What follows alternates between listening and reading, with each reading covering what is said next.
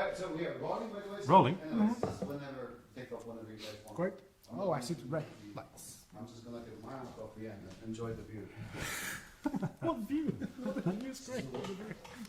Yeah. Great. So great to have you here, James. 谢谢. Thank you. So you're going to have a concert on March 22nd in Shanghai, piano recital with Peter.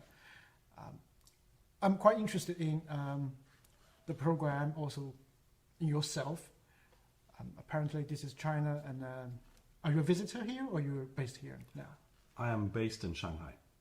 I've been here for 9 years. 9 years. Yeah, already. Yeah. I actually made my debut in Shanghai at the Shanghai Concert Hall 9 years ago with a big Russian program. But this program on March 22nd is really special because it's sort of marking the end of my big Beethoven Odyssey that I've been doing. And it's the beginning of Peter's big Chopin project that he's starting on. Sounds like a transition. It is for me, yeah. Yeah. So could you tell me something more about yourself? Yeah. I was born in 1971 in the UK. Which city? Actually in a cathedral city called Exeter. And at the age of 7, I moved to New Zealand. At the age of 9, I moved to Australia, Melbourne. And actually that's where most of my musical training was formed, in Melbourne, with a really great teacher who was an ex-Curtis graduate called Rita Reichman. And at the age of 17, I moved from Melbourne briefly to Philadelphia in the US, where I was there for about 5 months studying with Rita Reichman. And then I got a scholarship actually to London, and I went to the Royal Academy of Music at the age of just 17. It's a long time ago now.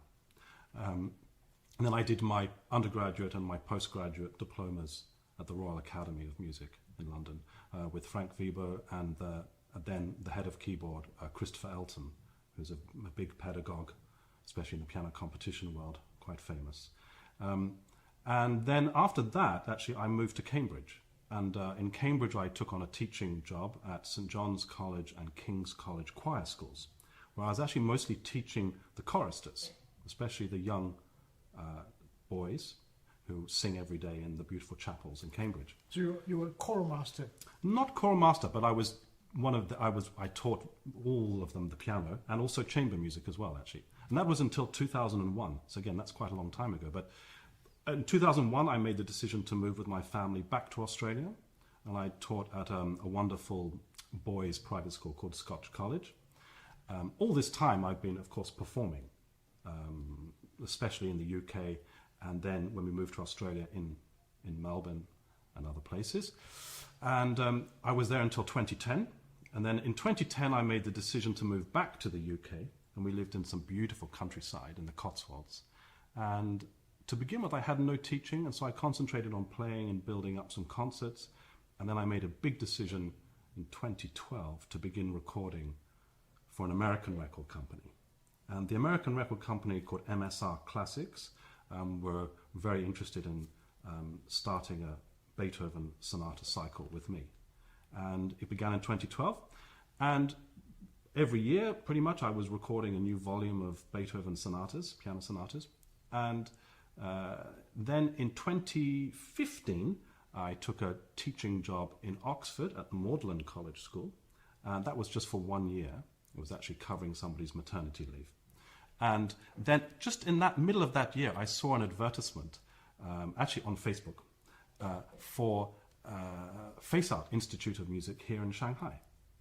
And I read about it, and I read about Jenny Chai and Peter Tomasz, and spoke to them on video chat. And actually I found it, both of them, very interesting, of course, and I could see that they were on the same sort of wavelength as me, musically. And I thought it would be very interesting. And in fact, one of the first reviews I had for my Beethoven cycle, which in the Times newspaper in London, it was actually in a review which combined Li Yundi's Beethoven sonatas and mine. And it was talking about how can James Brawn reach the millions of fans that Li Yundi has, obviously in China and around the world. And all my friends said to me, James, you've got to go to China. Why don't you just move to China and base yourself in China? And this all happened sort of at the same time, within those couple of years. And so then in 2016, beginning, I made the decision to move to Shanghai. and to work here at Face Art Institute of Music with Jenny and with Peter. And I think that was a life-changing decision for me. Big move, actually. And since that time, I've played concerts. I've been doing some concerts recently for Steinway around China, in Beijing, here in Shanghai, in Chengdu, Guangzhou, and hopefully we'll find some more cities for me to go and play in soon. So the recording has been very, very important for me, but I've actually finished all the Beethoven sonatas now. 32 of them? The 32 on 9 albums. It was released last year, end of last year, which includes the Hammerklavier Sonata, actually the final volume. Are they available in China? They're definitely, the physical CDs, I think not at the moment, but definitely online through the Apple Music, but also I think QQ Music and I think some other streaming platforms. All my albums, actually, the 9 Beethoven albums and 2 recital albums that I recorded before I came to China, all on this MSR Classics record label. They're all available here. I think when I started, I didn't really imagine that I would perhaps... I started with the first Beethoven disc almost as a demonstration album. I wanted to get into the studio, and all my friends said, you've got to go into the studio and record something special. But actually, my producer and engineer, after we had done the first recording session in 2012, they said to me, a year later, they said, oh, we know you're going to do them all. And I thought, well, I can do them all, but it takes time, I mean, even if you've played, I'd probably played around half of them, performed half of them before I started recording, but there's still a lot of notes to learn. And you've tried to get performance opportunities to play them and then get into the studio, record them. And actually, I still can't quite believe I've done it. And hopefully when people listen to the recordings, they'll realize that I always wanted my students at least to be able to listen to the recordings, with the Henle edition of the sonatas and listen to my recording and think, wow, teacher James, he plays all the notes, it's all correct, it's beautiful sound, and hopefully will inspire them to reach a very high level of playing themselves. And then, of course, audience, listeners, people who come to concerts, now, of course, they buy the CDs. I do sell sometimes some CDs in concerts here in China, and people still like to buy the physical CD album as well. And it's just been an amazing learning experience, a huge challenge, because I mean, even the smallest Beethoven sonatas, the short ones that only last 10 or 12 minutes, are still to get every note in the studio to the absolute highest level, and for it to still come alive and not sound sort of artificial, but sound. I've always wanted to go in and sort of perform the sonatas in the studio, and that's how I've always done it. I always go in on the first day, perform 3 or 4 Beethoven sonatas, and I say to the producer, Jeremy Hayes, who's a world-class producer, I say, is that okay? He says, oh, it's some fantastic stuff there. We can use a lot of that as our basic material. And then the process for the next 2.5 days is playing and repeating and listening very carefully, very, very carefully, and just making sure that every detail is there and there are no little inconsistencies and things in tempo or smudges, pedal noises, strange things that can go on. And I think it's helped my playing. And now I have the recordings. What I'm thinking about now, actually, as in terms of Beethoven, what I will do next, I've thought about, of course, in 2 years' time from now, there will be the bicentenary of Beethoven's death. Mm-hmm. And I've actually, in the last week or two, I've mapped out a sonata cycle, performance cycle that I would like to do, of 8 concerts instead of 9 CDs, but actually 8 concerts, which would take place sort of March, April, May, June, and then after the summer break, September, October, November, December, through the 2027 year. Because I think 2027 might hopefully be a very special year. Not celebrating Beethoven's death per se, but because the 2020 year for Beethoven, the 250th anniversary. That's right. Which we actually, Peter and I were both involved in here in Shanghai. We played in a live broadcast from SMG radio, online and live. I played Beethoven 109. And that's also available, I think, still online and on the Steinway Spirio pianos that some people have. That 250th anniversary was sort of curtailed in a huge way around the world because of the COVID pandemic. So I always sort of felt a bit disappointed by that. I mean, I had concerts that were lined up in the UK, including playing Beethoven Fourth Concerto that year, and they all got cancelled. And I had been playing the Beethoven concertos, not number 2, but 1, 3, 4, and 5, with 3 different orchestras in the UK. And that sort of stopped really with COVID. But hopefully in the future that can happen here in China too. Yeah, everybody loves Beethoven, but everybody loves Beethoven for a different reason. And what's your reason why you're being so obsessed with Beethoven's piano music? Wow. Well, it started really at the age of 7 when my parents would play recordings, not of the piano music, but of the symphonies, I think. So I would listen to some of the great recordings on LP. And also my mum was playing piano, and she was playing, you know, the sort of what I would call the slow movements, obviously, of Moonlight Sonata and Pathétique Sonata. And I think I probably started falling in love with it then, with my mum playing. You were born in a musical family? Medical and musical family. Yeah, a lot of doctors in my family, and but actually also full-time and professional musicians. And in my ancestors, a lot of musicians as well, actually. From the maternal side? The musical, yeah. There were many singers and violinists and pianists in the family in previous generations, on both my mother's side and my father's side. But then the Beethoven thing was something ignited there, obviously. But then I started piano actually not in the UK but in New Zealand. And I had a wonderful young teacher who just gave me lots of wonderful music. A lot of it was too hard for me, but I used to try and play everything, including the Opus 49, 1 and 2, Beethoven sonatas, and Rage, the beginning of the Rage of the Lost Penny, and pieces like that of Beethoven.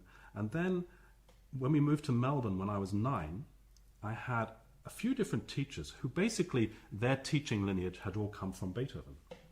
Right. So, I mean, Margaret Schofield was a pupil. My first teacher in Melbourne, she was a student of Solomon Kuttner, right, who was the great British pianist who was famous for his Beethoven. And at the end of every single lesson that I had with her, I mean, her lessons ran for many hours, and always on a Sunday morning, I was always her last student. But at the end of the lesson, once we'd done our work at the keyboard, she would say, "Now go and get out a Solomon recording." So I'd get the LP out. And sometimes I just wanted to go home. But she said, no, you listen to Solomon play, put on Solomon playing Beethoven Fourth Concerto, or Solomon playing, Waldstein, or whatever it is. And I used to sit there, and she said, you can go home once you've listened to she would go off and start having her lunch, and I would sit there and listen to Solomon. And Solomon was a really great Beethoven player, actually. Really, really great. When you listen to his recordings, they've stood the test of time. His career was cut short by a stroke. So he didn't play for the last 30 years of his life, which was a great tragedy, but he did teach. Then I had another teacher, Ronald Farren-Price, at the Melbourne University, and Ronald Farren-Price was a student of Claudio Arrau. Also his sister was also a student of Arrau, and he was always giving Beethoven concerts, Ronald Farren-Price. He's still alive, actually. He'll be 95 this year. And his playing, especially in his younger days, but even now I think, has some very special qualities in his Beethoven playing. So he inspired me. And then my last teacher in Melbourne, Rita Reichman, who I mentioned before, I mean, her teachers at Curtis were Horzowski, who she valued greatly, and also Rudolf Serkin. And Rudolf Serkin was one of the great Beethoven players. And so, these sort of teachers, they instilled in me a sort of discipline and a realization that you don't need to play all the music in the repertoire, actually. A lot of pianists do have a very big repertoire if they're very voracious and they want to read a lot of music and play a lot of concertos. You hear pianists who have 100, 150 concertos in their repertoire, which is, I don't know what sort of music they're playing. But they sort of instilled in me that, you concentrate on Bach. You concentrate on Mozart and Beethoven and Chopin, You concentrate on Brahms. You concentrate on Mendelssohn. Really Debussy, Ravel, a few Russian composers, Rachmaninoff, Prokofiev, Scriabin. You concentrate on these really great composers. But for me, Beethoven has probably been something that feels like there's something about the struggle of life that I always find a big struggle. Most artists have great ups and downs, and I have that daily.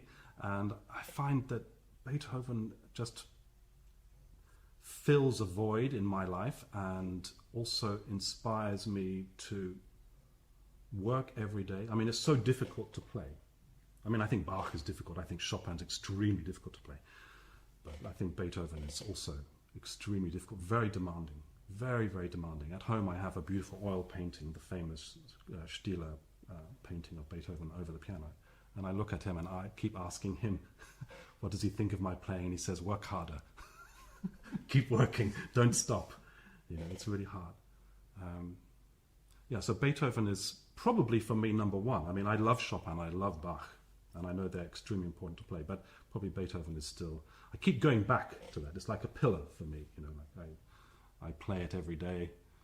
And even if I want to work on new projects, like I have a project at the moment of Domenico Scarlatti sonatas that I'm going to record in 2 months' time in the UK. For the same label? Same label, MSR Classics. Yeah, I've stuck with them because, and I've actually stuck with the same recording studio, the same team, producer, engineer, piano technicians, people. I've stuck with them now since 2012 because they've been great. Mm-hmm. And I don't see the need to change anything. It would be convenient. Maybe one day I will record here in China as well. I would really like to. Why actually. not? Yeah, well, of course, why not? Exactly. I just have to find exactly what I want. The instrument has to be fantastic, and the technicians have to be amazing to get the piano and keep it at a very high level. And finding a beautiful acoustic that's very natural, it's quite difficult to find, I think. So, you know, when you find something that's working, I don't really want to change anything. If I get an opportunity to record something, even for a label here in China, well, fantastic. That'll be like a dream come true. And we can work on different projects and things in the future. That would be great. And you finished the Beethoven piano sonata cycle before you moved to China? No. That was done. I actually went back maybe in total, I think I recorded volume 5, 6, 7, 8, and 9 while I've been here in China. So over the last 9 years, those 5 discs. But there was a delay because we had basically 2 years where people weren't flying around the world. So I couldn't get back to the UK. And again, people said, why didn't you just complete it here? But actually, my piano that I've used for the whole series is in the UK at Potton Hall. And the producer and engineer are there too. So it makes sense to just be patient, wait, finish it in the UK. Yeah. And in 2016, you moved to China. Does the stay you're living in China add some new perspectives to your music, to your interpretation of Beethoven's music? That's a difficult question, actually. I think that, I mean, I for a start, I love being here in China. It wasn't my first time. When I came in 2016, actually, I had already been in China in 1986. I came here as a 14-year-old with an orchestral tour from Australia. And we visited the major cities in China then. And it was something very special that was in my memory. And so then coming back here in 2016, of course, Shanghai is completely different. I stand on the Bund and now there's Lujiazui and the whole of Pudong. And in 1986, there was nothing. Exactly. So that changed. But that in terms of my Beethoven playing, I don't know. I think working here at Face Art with students and very good students, very talented students, is always making me think differently about music generally. So the teaching is important. And I have a lot of time to practice while I'm here, which is good. And giving concerts and performing is very, very important. So I think the more opportunities I can get personally for playing solo and then maybe some concerto opportunities in the future here, that helps build your experience of performing these pieces. I mean, if you just record them and if you just practice, it's really not the same as sharing it with an audience. And that's actually why Peter and I are doing this concert, you know, that we need to share all this work we're doing, daily work for a long time. You know, I'm not a young man anymore, I'm 53. And so I have Hopefully I'm starting to reach my peak as a pianist in my 50s and hopefully 60s. This will be the sort of time for me now, actually. So I think probably more performing opportunities and will help my Beethoven playing mature. And the more opportunities you get for that, then even technical things and consistency improve as well when you're performing, which is very different from just practicing in the studio.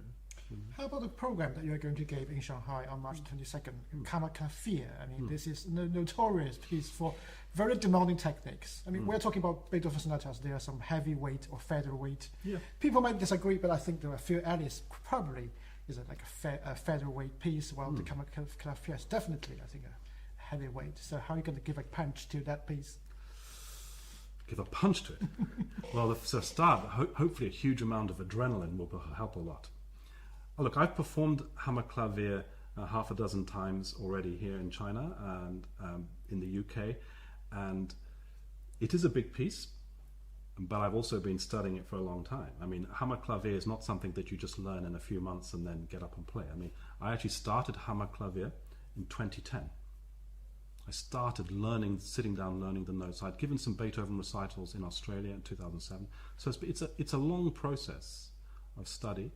And when you're in front of the audience and you really want to show them what a great piece it is, Hammerklavier, then it's the adrenaline kicks in, and it doesn't matter how much you practiced it. You have to prepare well and be in the right frame of mind. But once the music starts, it's like you can't stop.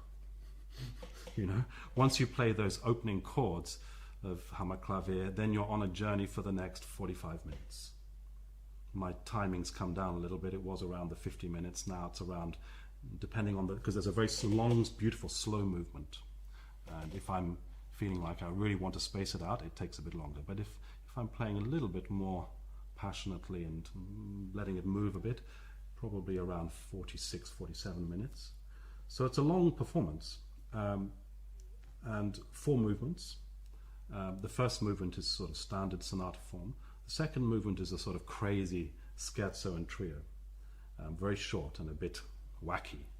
There's some strange parts in it that sort of surprise everybody.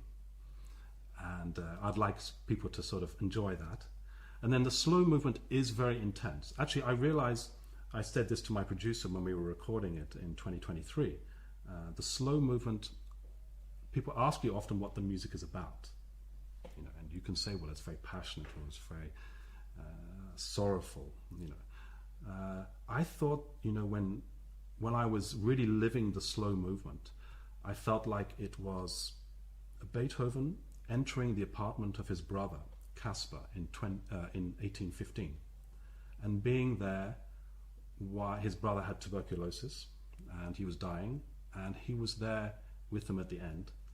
And I really felt like when I played the slow movement that I was like a witness to Beethoven and his brother as he died, and as the priest came in to give him the last rites and things, and then for Beethoven to be there through the night until the brother died, and then the first light comes through in the morning, and Beethoven realizes that now his life has got to continue. It's very poignant. It was, and nobody's ever told me that before, but I really felt it very deeply that's what it was. And so, in a way, you can't rush the slow movement at all. You've got to just take time and you've got to live it.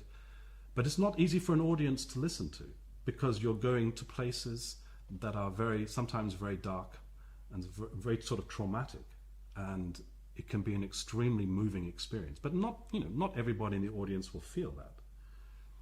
So, in a way, it's like what Schiff sometimes says, you've got to prepare your audience for a performance like Hammerklavier. I'm going to be going straight in and just play it. But I hope enough of the audience will be there and sort of ready to really experience it, the full 45 minutes of it. After the very intense and moving slow movement, then it goes into a largo, which is sort of like an introduction to this amazing fugue that finishes. And of course, this is Beethoven really just realizing that he's going to have to find a way through this, the trauma, and like he always does, realize that life is worth living, and whatever problems people have, and everybody, it's why it's so universal, because nobody has the perfect life, right? And Beethoven certainly didn't. Last year in the summer, I was actually in Vienna, and we visited the apartments and also the grave. The Heiligenstadt. And we went to Heiligenstadt, and my goodness, I really, really felt Beethoven's presence. I mean, it really felt it. You can sort of imagine it.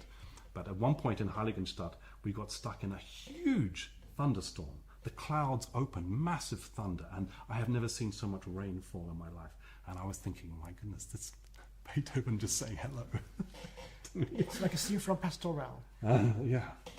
But it was very, very special to visit Vienna, actually for my first time. I'd never been to Vienna before.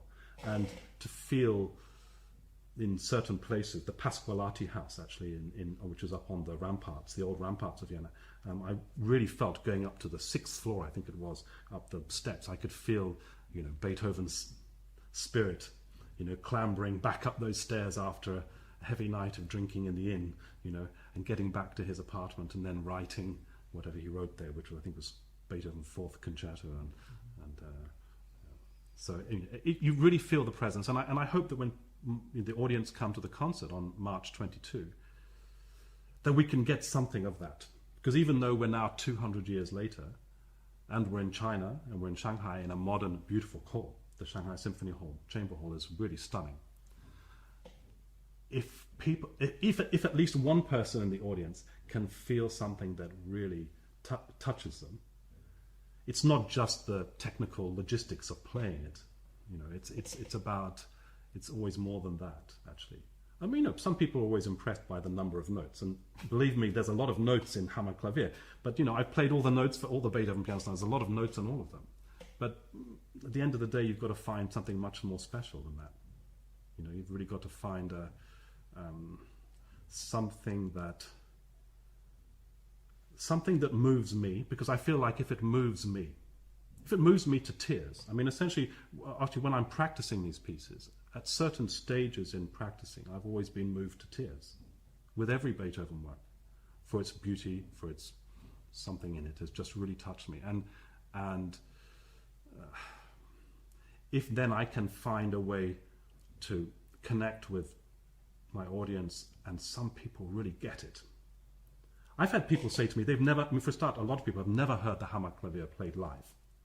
Maybe never even heard it before. It might be completely new to them. So it might blow their mind completely. Some people might find parts of it boring. I mean, they might not get it at all. It's just because we're so used to hearing small pieces and little sound bites of everything in daily life.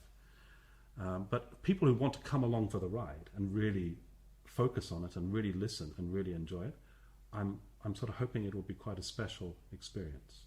I'm sure it will be. I want to go deep into what you said about the struggle of life that in Beethoven's music that echoes with your life.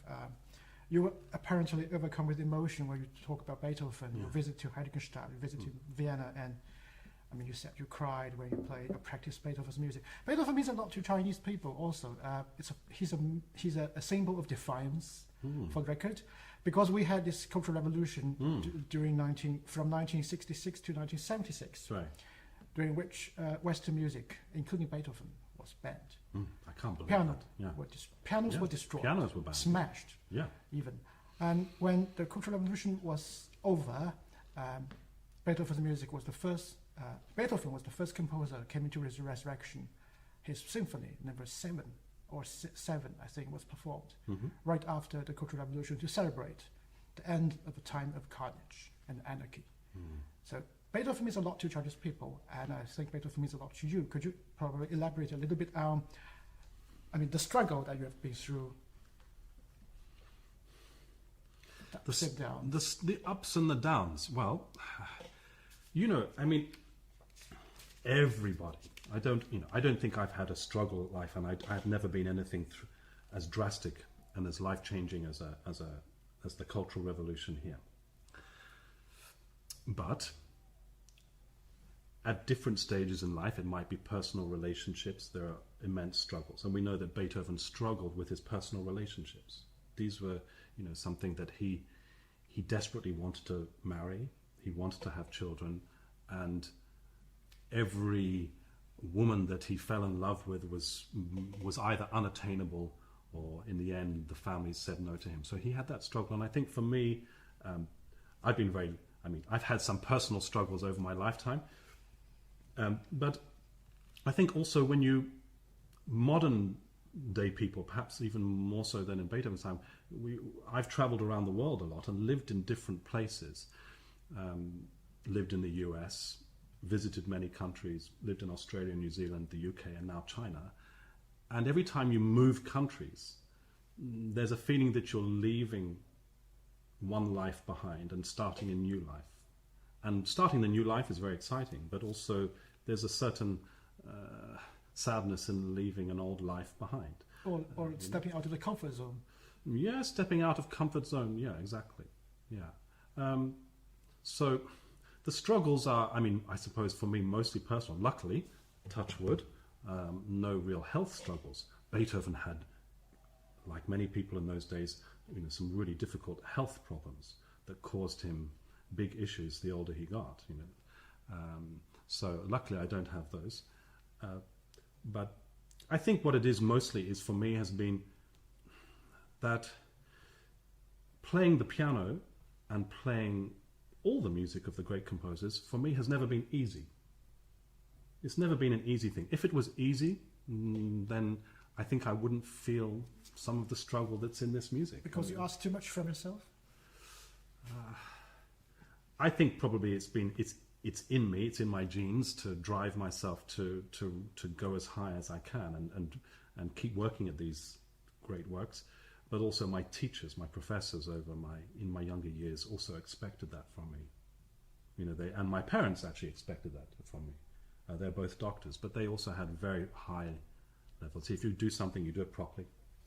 You do it to the best of your ability, and you keep working like that. And so, in a way, Beethoven gives me that outlet. I can work every day at it, knowing that you can never play it perfectly. Nobody gives a perfect performance of Hammerklavier or any of the Beethoven sonatas. But it's something that gives me great satisfaction to sort of rise to the challenge every day, to work at it. And I think that's where the struggle is, really. Yeah. You said you played Hammerklavier several times, including recording music. Yeah. So this is, like the 10th or 11th time, for example. What are you going to bring anything new to your interpretation this time? Are you going to collect your thoughts from your stay in China, your international portfolio, and bring them together into this the interpretation for this recital?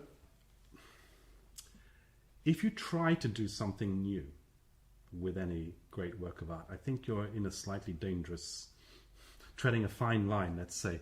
It's very easy. When I was younger, definitely when I was at Royal Academy and just after, I would try to do things new because everybody likes something new.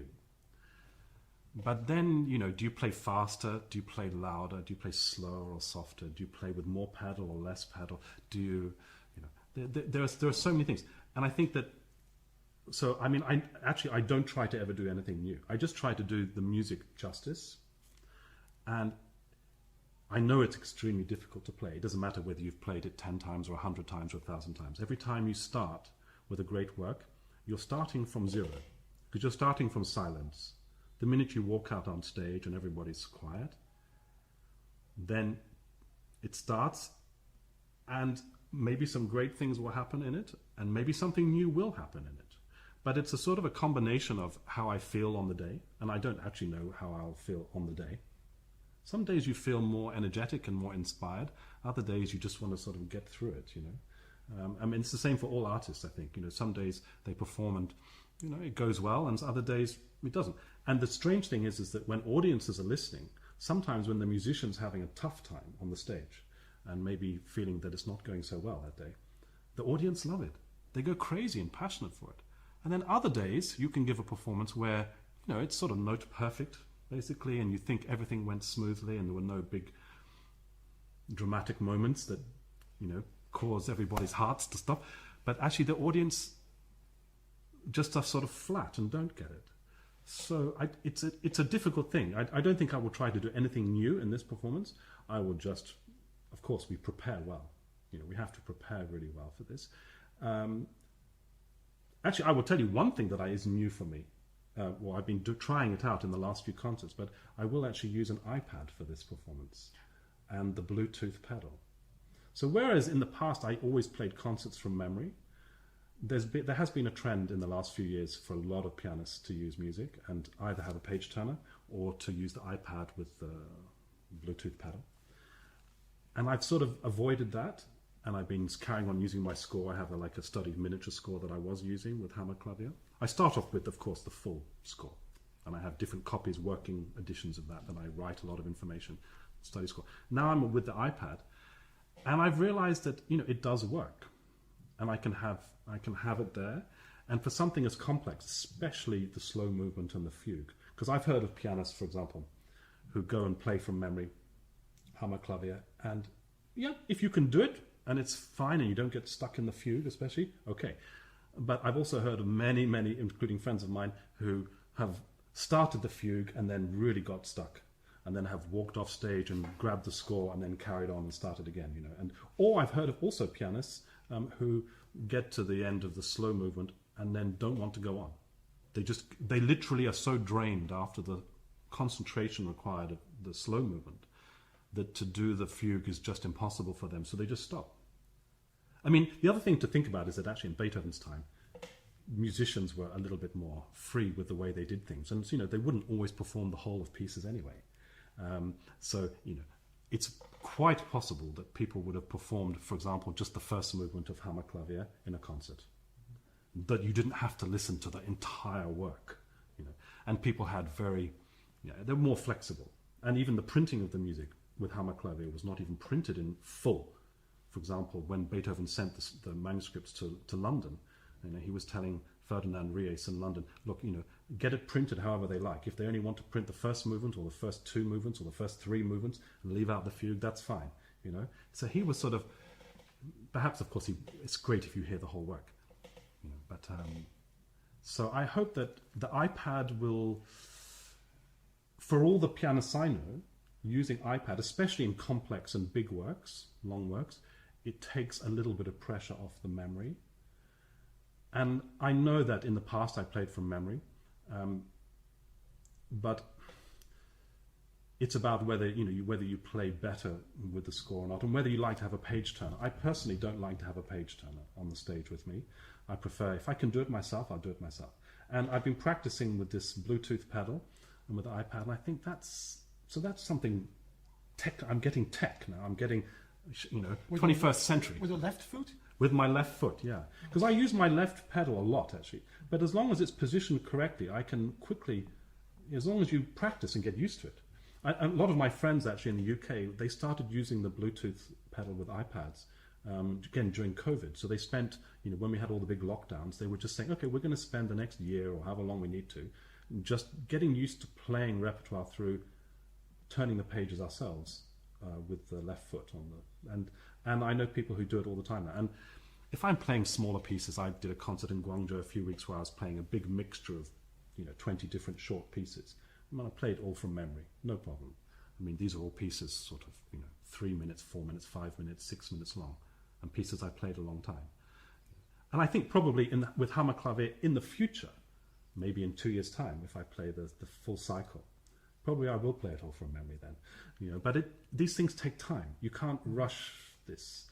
When you're younger, I know a lot of pianists, when they're young, in their late teens and early 20s, they do learn things extremely fast and get it into the memory and can do it.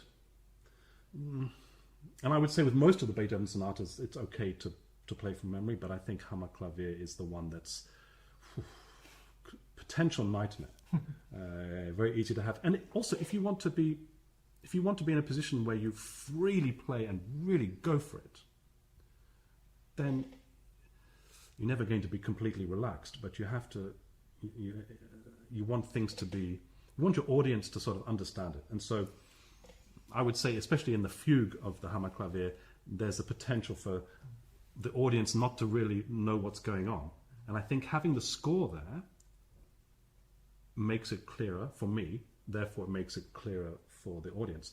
The other thing I've realized, and of course this is it goes in cycles, is that I think a lot more pianists will start using the score all the time now. I even saw some video a few days ago from Kissin playing in Spain. And Kissin, in the second half of his concert, was playing with the score, Shostakovich. Because, pianists, once you get to... Kissin's the same age as me. When you get to our age, you start thinking time is short, right? And we're in our second half of our life, hopefully. Maybe we need to play more music and perform and let our audience hear all this music. Because I play a lot of music that I've never performed.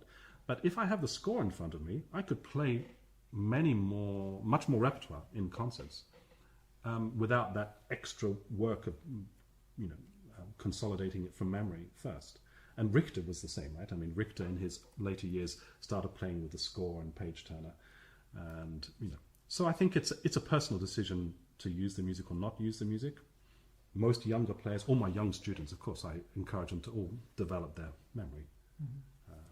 So I think it will be an exciting concert to play. At least I play the first half, and then maybe I surprise with a little encore afterwards. I don't know what yet, but it'll be something short. Keep it a surprise. Yeah, keep it as a surprise, exactly. And then the audience have the wonderful second half, you see. So I can then go and relax and listen to the wonderful Peter Tomasz play his Chopin ballads and fantasy in the second half. Yeah. There are a bunch of pianists. Some pianists they're quite open to a music in front of them when they play a recital. But there are other pianists. They resist to the idea to have a music in front of them. Yeah. And the audience, they split. The idea is audience split between those for and against those. I agree. Yeah. Some of them think the pianists, if they read from music in a recital, from a concerto, they could not be fully committed to the music. Do you? Well, I think it all depends on how what the performance is like. I mean, I think it's perfectly possible to give a fantastic performance with the score in front of you. And what I was going to say, actually, which I forgot, was that if you go back to the 19th century, pre-Liszt, if you played from memory, if you were playing another composer's music from memory, you were disrespecting that composer. And so you had the likes of Clara Schumann, who was the most famous female musician of the 19th century. A pianist. And pianist. A great pianist, right? A child prodigy. Toured all around Europe as a child and then married Robert Schumann. A mentor to France. Yeah, exactly. Yeah. But of course she played with the score. And when she saw Liszt starting to play from memory, she was horrified. And that's the sort of a different perspective, because as much as audiences like to feel that they're somehow getting the music directly from the composer through the performer, recreating it on the stage for them. And, it's true, if you don't know the music that well, and you're sort of reading it, then maybe there is a little bit of a block and you don't quite get everything through so fluently and transmit the beautiful music to your listener. But at the end of the day, I didn't write this music, and I'm not a composer. I mean, I composed when I was very young, but I decided that I didn't want to compose when I was very young. I would play the piano every day in my life, not compose. And so I think if I played my own compositions, I might, play always from memory. But, how the audience perceive things, I think they're getting more and more used to seeing pianists using the score, using the iPad. I thought I would never see Kissin using the score, except in chamber music. But actually, there he was the other day, obviously using the score for whatever reason. I mean, he has his own reasons.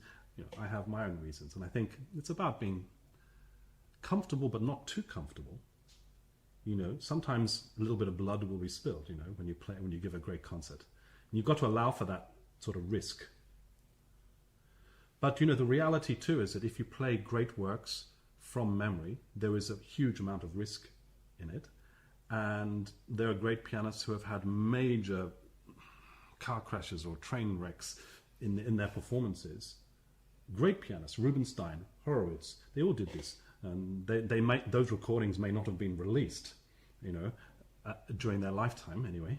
But and it's true that you can do that. But for me personally, with this particular sonata, I've sort of got used to playing it with the score, even though actually I do know most of it from memory. But I want the audience to enjoy it, and actually I want to enjoy it too. And the other thing too, I think, with this particular concert is that I'm not warming up with anything.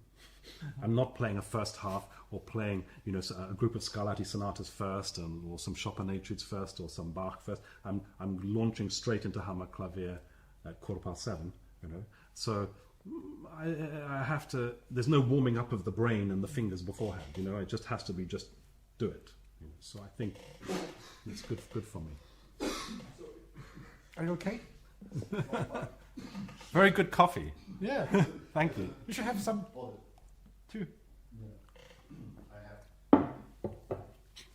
I like your questions, by the way. Thank you. And how about iPad? I mean, I love iPad. It's very reliable. Apple products. But have you worried about technical glitches? I'm talking about, and page Yes. turner that stops to turning pages. Yes. And this. Well, this is the other. This I've happens seen sometimes. actually at Shanghai Symphony Hall just last week. I saw the pianist from the orchestra was playing chamber music, but she wasn't turning the pages actually herself. She had the page turner on the stage with her, but with the buttons, with the things to turn the pages. And actually, my niece who works at the Wigmore Hall in London, she's there supervising lots of things, and it's very interesting how people deal with certain situations. For me, I'm not going to have two iPads, but I will have one iPad, and I always carry. I mean, Jenny and Peter here often see me. I mean, I carry always a satchel with my Beethoven scores with me anyway. It's been like that for a long time, and to be honest, I'm always going to have a paper version. And if I'm one day, like with a lot of music, there are certain pieces, like the concert I did in Guangzhou 2 weeks ago. I played, and all the music's up here. I didn't take any music with me to Guangzhou. I know it's up there. If I get stuck anywhere, I know I can work it out, right? So it's all up in my hard drive in my brain. So again, it's depending on the situation. But yes, you have to be I don't like to rely on the technology. Yeah, but iPads, I've had no problems with it so far. So, and if the Air Bluetooth pedal stops working, I can swipe pretty quickly too, and that also works quite well. So yeah, but there are other brands too. I mean, not just Apple. Apparently there's a bigger screen Samsung that I can look at that's sort of, that I might one day look at as well. It's interesting. You can try different things. With the pianos too, you can have the music stand up, you can take the music stand out. I've seen pianists then put the iPad inside the keyboard, so you haven't got that sort of physical barrier, which I don't really like actually, having the full music stand there. I don't like that sort of barrier when I'm playing. It has to be like that maybe for chamber music, but yeah, I like to have the sort of piano fully open, so I can really enjoy the experience. Yeah. How about the audience? I mean, you've given concerts in China, in other cities other than Shanghai, Guangzhou, for example. The audience, especially when there are many kids inside in the auditorium, could be very disruptive.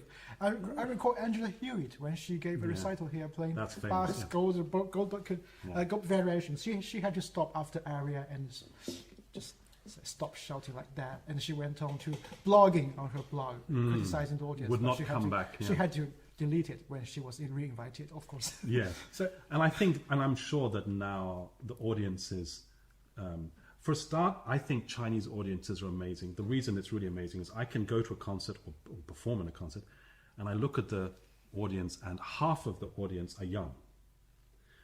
Some young children, but also teenagers and sort of young adults in their 20s who are really just what's the word?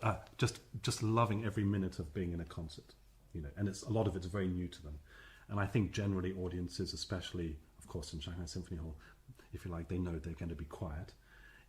If the audiences are young, I think that's amazing, because that's part of education. It's part of music education, and it's a huge contrast with playing concerts in Europe, in the UK, and in the US. When I play concerts in the UK, you're lucky if you get one or two young people in the audience. Maybe a few of my old students who I used to teach will sort of come along and support me, and they might be in their early 20s. But the average age of audience in the UK are all older than me, actually as old as my parents, and really very old people. So something is missing in the education system generally, I would say, where there's not so much. I mean, there's always some interested people, of course, but young people. But it's not as like it is here. It's like there's a hunger for it here. Perhaps that's part of the history here, that there's still. But I think it's also part of the education system in China, where music is valued. I think it is valued, and I think that they're always being introduced to obviously thousands of years of Chinese music, but also the whole Western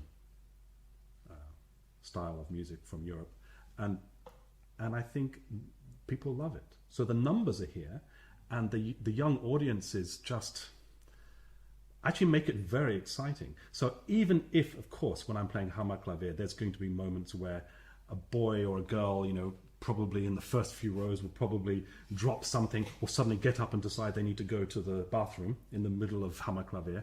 I'm sort of used to that now, and I accept it. I accept that it's not always going to be like that, and I think how amazing to have young people witnessing some great Beethoven, some great Chopin, and anything else we play, and loving it. Even if they don't concentrate the whole time, even if it's that the osmosis is the word I was looking for, they're just absorbing this music, and so it has an effect on them, and that's amazing, because if the audiences are really much older than me, and of course people appreciate things as you get older, but it means that classical music and serious music, not just classical music, but serious music is in big trouble in parts of the world, actually.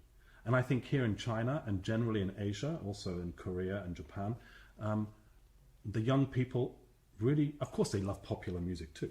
They can love their K-pop bands and everything else. But I think there's a big percentage that actually are very interested in the study of Beethoven, the study of Chopin, and getting that experience live. Even if they can listen to it quite easily on their phone or their computer, hearing it live is always something very special as well. So I think that's the audience is audience noise, if you like. I mean, we can ask them to be quiet, and I know that, for example, when Zimmerman was here, we heard him, and they had big announcements saying, "Please don't make any noise at all." I felt like I couldn't breathe. I was so worried that I might make a little cough noise because we were sitting close to Zimmerman. It's not so. I mean, it's great if you want it, but it can't be like the studio. The audience are part of the event, the concert. It's part of it. It's a three-way thing, right? And it's the composer's ideas and music from a genius mind being transmitted through all the work I've done to my audience.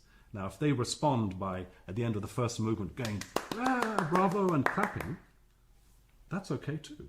I mean, I would like to think that I could just play the whole thing through, but actually, you play the last chords, B-flat chords in the first movement, and the natural thing is to want to clap, actually. Mm-hmm. And I'm happy for that to happen. You don't have to get up and do a big bow as if it's the end of the sonata, but, there's a lot of formalities that have existed for a long time, and maybe some of those things will change over time. But I mean, just the experience for the audience hopefully will be quite special. I'm so glad you just mentioned Chinese music, thousands of years of Chinese music. And since you've been moving to China since 2016, have you been exposed to any Chinese music, and do you play them often in your repertoire, in your programs? That's a good point. So I have actually promised my friends at Steinway that I will include in my repertoire a Chinese song. Chinese piece. I think probably in an arrangement by, is it Wang Jianzhong? Wang Jianzhong, yeah. But the thing is, my students over the last 9 years have all played me quite a few of these pieces. The Lu Yang He, Jasmine Flower, Butterfly Lovers even. I've got a young student from Nanjing who's playing the whole, almost half an hour version of Butterfly Lovers. Silver Clouds Chasing the Moon and Autumn Moon Over the Calm Lake. I mean, these are beautiful works. Really, really beautiful. Sometimes played too much. Yeah, but I think I'm going to include one, and I think maybe I'll learn one this year. It's about time. I mean, I've taught them all. And actually, the other day, we visited the Shanghai Conservatory, where they've got a Chinese instrument museum. And that was really interesting, seeing all these. I mean, I've heard performances with pipa and erhu, and different Chinese drumming and guqing and gucheng.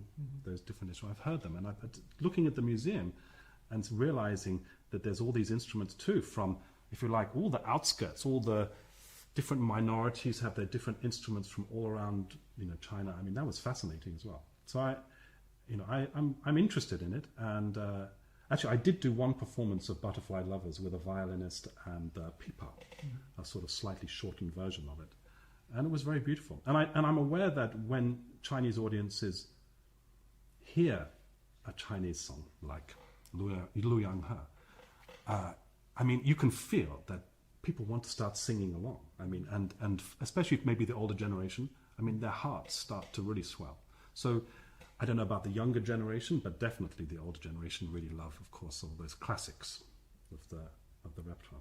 So in the future, yes, I put it on camera now that I will play one of the beautiful Chinese songs, maybe Jasmine Flower. Nice.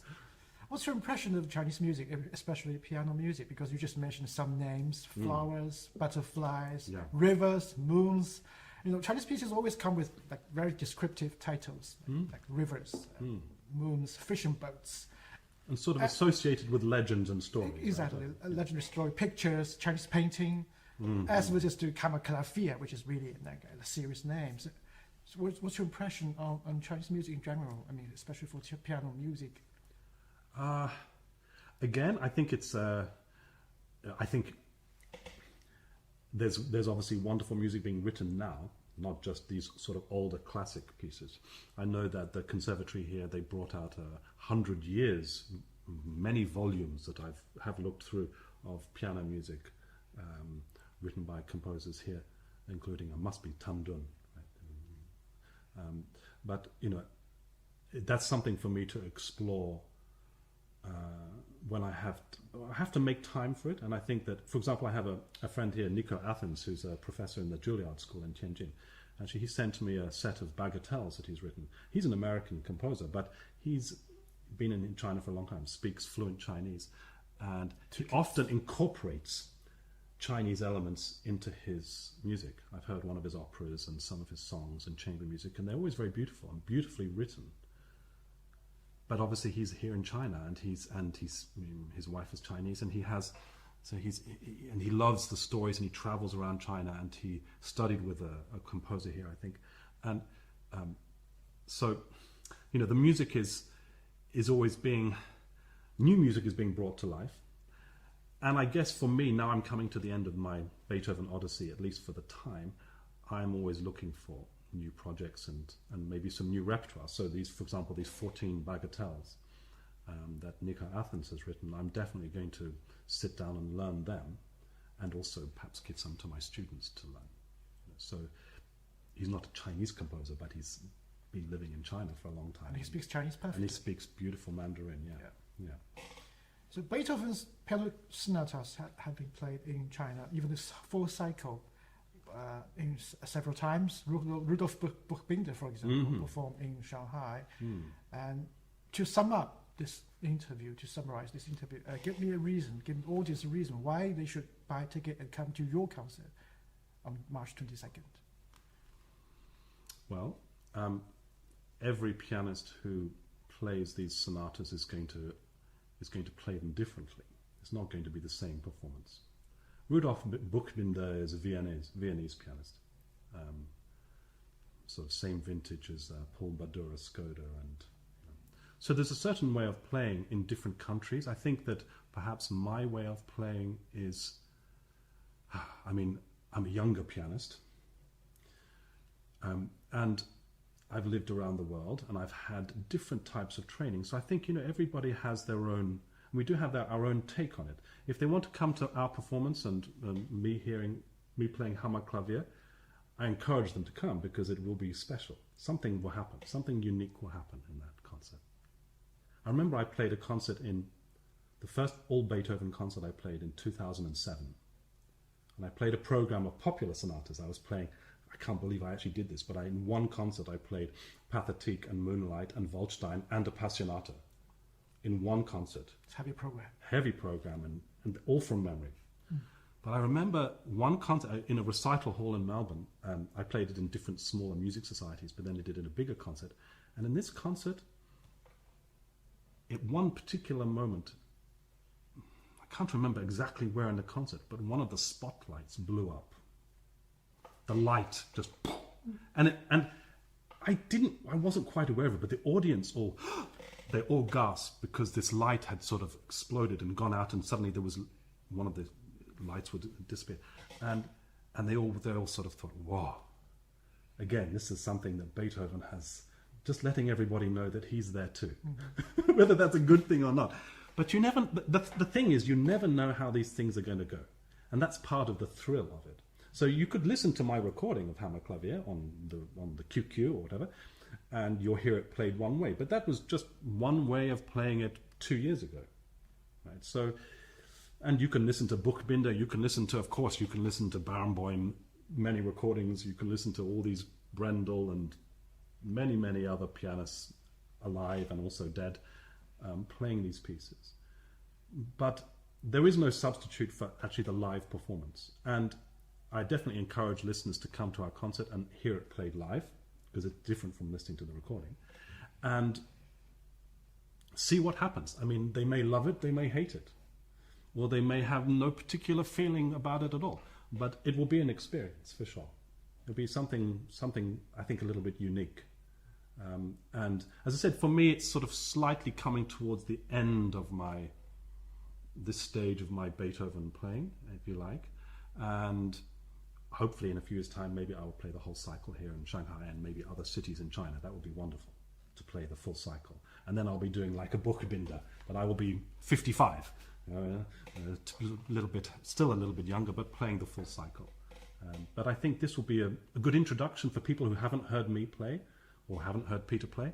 It'd be wonderful to come and hear us play this repertoire, because these are great pieces anyway. And then in the future, they might want to come more. Come to hear Beethoven, my Beethoven series, or other concerts I will do. Also Peter's Chopin series that he's planning. So I think it's just a great opportunity. I mean, come to the concert, March 22, for sure. You will love it. I think there's a very good reason for them to come, because you both are based in China. Yeah, this is our adopted home. Absolutely, yeah, we are based here. I mean, the thing is, we do travel, and I do travel, and pre-COVID, I used to travel 6 or 7 times a year to go off and record and also do concerts and teach and do master classes, and I'm still doing that now. I'm still going to be doing a certain amount of traveling every year, but Shanghai is my home and my base. I think I've lived around the world, and honestly, I can honestly say that Shanghai is really the greatest city that I've lived in. I like London too, but I think Shanghai is really up there as being a great city. It's a very safe place to live, and I think people love music here, which is great. They love piano playing, and of course we've got wonderful piano students coming through all the time. So things happen fast here, and there's an energy here which you get, and a speed and a sort of feeling. It can become too much. I mean, I know that many people feel the pressures and stress of work and everything in a city like Shanghai. And maybe if you go and live in Australia or Canada or something, you can feel a little more relaxed. But then you lose something with that. That sort of quality of life can be wonderful at certain stages in your life, and it was good for me. But also then sometimes you need a bit more pressure and a bit more competitiveness and a little bit more momentum and energy, and take the opportunities. I mean, Beethoven in China, my goodness. As you said, like after the Cultural Revolution, right? Beethoven was the first thing. And actually my record company in the US said to me, James, you play all these Beethoven sonatas. You're the perfect person to really, as much as possible, not just introduce, because of course everybody, all the professors here play this too, but to bring my way of playing Beethoven in China is a responsibility, something probably I have to do, really. And I've started to do that, and why not do it and be based here in Shanghai? And so this concert is the sort of a great opportunity to do that, at least begin that process again. I'm Shanghainese, so I'm so flattered by what you said about the city. Yeah. We have 5 minutes before your class, James. Just to let you know. Oh my goodness. Okay, 25 past. I have to just eat my apple and banana and then let you go your thing, right? Yeah. Just to let you know. Yeah, I've got Louis, and I've got 3 students now, actually, so Great, I yeah. need to stop now. Of course, this is a great interview. Yeah. Thank Is you that for your okay? time. Yeah, absolutely. Wonderful. Well, it's very good to meet Yeah, you. likewise. Rudolph. Yes. 谢谢. James. Yes. Thank great. you very much. Thank you very much. Yes. Okay? All right.